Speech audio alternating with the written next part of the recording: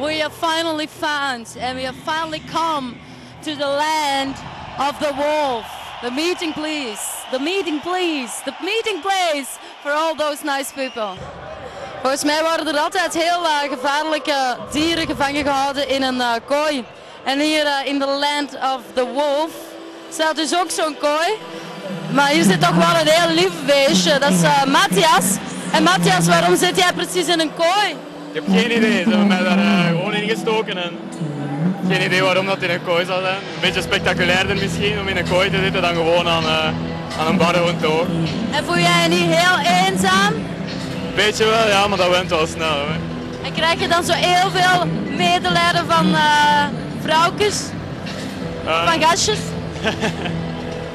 Af en toe wel een beetje, maar niet echt opvallend veel. Nee. En wat moet jij precies doen in die kooi? De bolletjes verkopen voor de drank. En word je daarvoor betaald? Ja, ik word daarvoor betaald. Oh, dat is keigoed. Dat is de bedoeling. Dag Matthias. Bye.